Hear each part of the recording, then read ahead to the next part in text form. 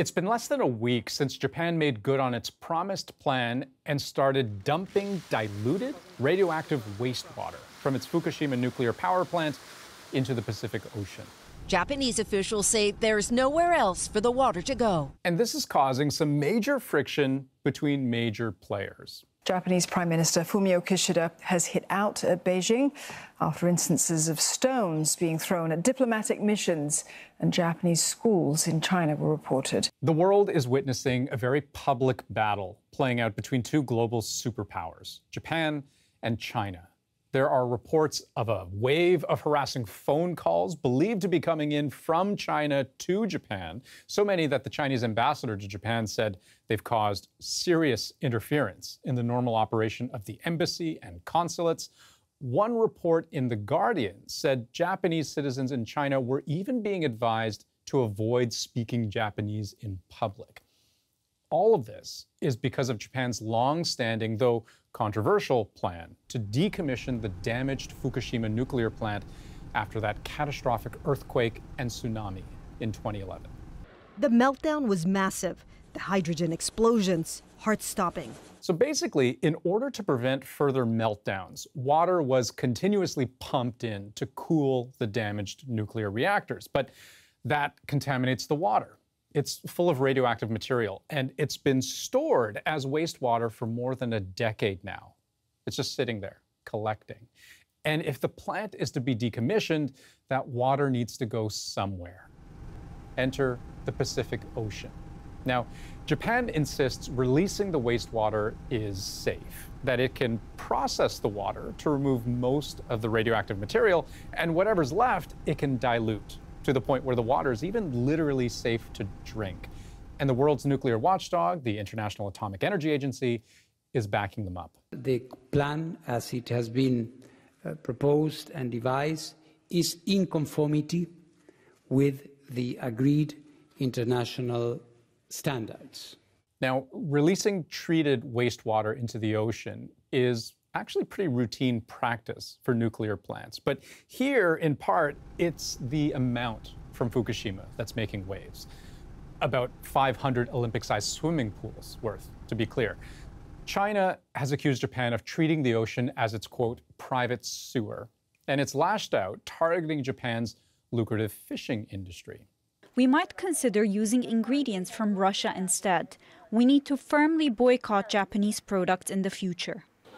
The Chinese government's done just that, imposing a blanket import ban on Japanese marine products within hours of the wastewater release. That's right. China has banned any and all marine products from Japan, its top trading partner, and Hong Kong has done the same. If this pattern holds to the end of the year, they could be facing as much as $10 billion Hong Kong dollar losses, which is quite significant given the fact that they're finally starting to recover from the past 3 years. That's $1.7 billion annually, which stings. But there is a contradiction here. Some nuclear plants in China actually release wastewater with higher levels of tritium than those from Fukushima. Tritium, by the way, is the radioactive element in the water that can't be processed out. And so there is one plant in China in particular, the Fuqing power plant, that reportedly releases roughly 3 times what Fukushima will in a year. And some analysts wonder whether the alarm bells are perhaps more about politics than safety concerns, with the messaging from China reflecting a fraught relationship. By dumping the water, Japan is spreading the risks to the rest of the world and passing an open wound onto the future generations of humanity. So, a few weeks ago, ahead of the release, we looked into what went into Japan's decision, the science backing it up, and why, despite the reassurance from Japan and much of the scientific community that it is safe, people still wonder if we're all just going to be eating radioactive tuna 50 years from now. The ground was already shaking when this camera started to roll in an office about 100 kilometers from the epicenter. But as frightening as the tremors were, it was about to get a lot worse. When Japan was devastated by a massive earthquake and tsunami in 2011, thousands dead, hundreds of thousands of buildings damaged or destroyed, The fallout from its ruptured nuclear power plant was one of the top concerns. Today, Japan officially recognized the severity of the threat posed by the leaking Fukushima reactors by upgrading it to a Category 5 incident. That's on par with the 3 Mile Island nuclear disaster and 2 notches below the worst ever at Chernobyl. But the problem today is all the contaminated water that's been accumulating there since. There's about 1.3 million tons of it. Remember those 500 Olympic-sized swimming pools? Well, they don't use pools, they use giant steel tanks, about 1,000 of them. The problem is, they're almost full because new water keeps getting contaminated, both rainwater and groundwater. So they treat this water to remove most of the radioactive elements inside, but there's still one left, called tritium. It's difficult to remove. And so the plan is to take all that treated radioactive wastewater, dilute it thousands of times over, and then gradually release it into the Pacific Ocean over the next 30 to 40 years, starting this year. There's effectively a giant pipe, about 1 kilometer long, that will shoot the water out. And they want to do this because ultimately they need to decommission the plant. And you can't do that until the water's gone. Tritium is a version of hydrogen that's radioactive, but it's pretty weak and considered pretty harmless. So, for example, your skin is enough to block it. The Japanese government says even just a sheet of paper will stop tritium in its tracks. The problem is when you inhale or eat it. I was trying to look for studies about tritium exposure, but most of what you find is about the health impact in animals, with human studies being a little less conclusive. According to the world's nuclear watchdog, there's only a health risk when you're talking about very large doses of tritium, which we're usually never exposed to. Like, did you know you can find tritium in Canadian tap water? It occurs naturally in the environment. It can even rain down, but in very trace amounts that are considered to be safe. So, if we get back to the Japanese plan, here's how they see it.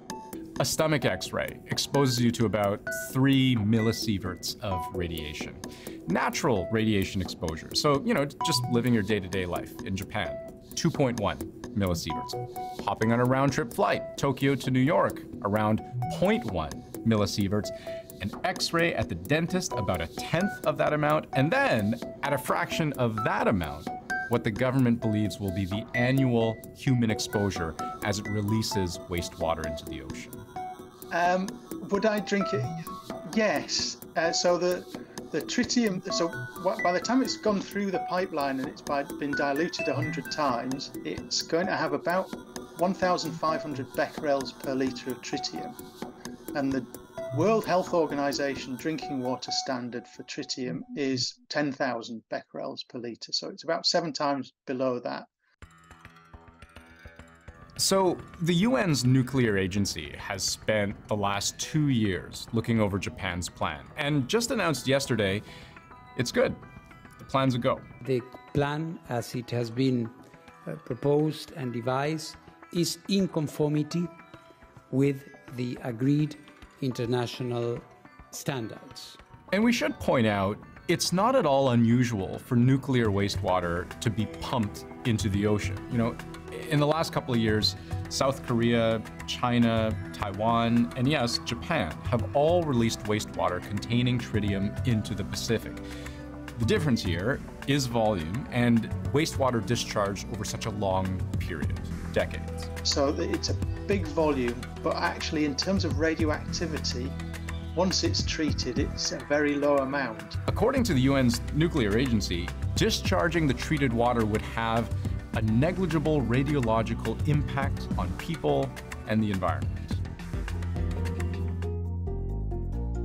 China has been opposed since the start, calling this whole plan extremely irresponsible.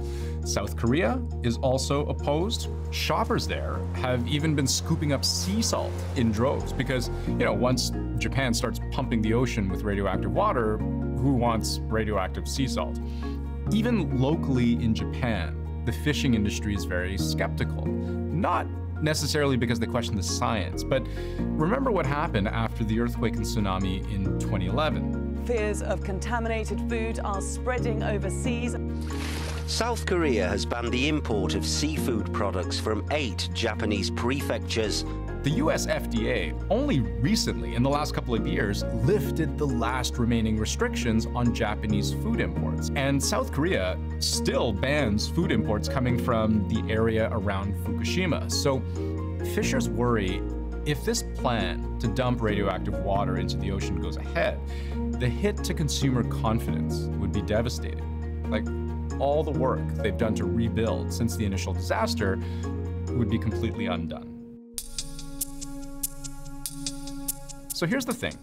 Ultimately, this plan has a giant question mark around it. To pretend that, well, this is just radionuclides is irresponsible, because this is radionuclides on top of climate change, on top of global warming, on top of ocean acidification, on top of pollution, on top of plastics. And that's important because, you know, while you can rarely point to any one thing as being so cataclysmically problematic for humanity, it is kind of the sum total of our shenanigans where the real damage is done, right?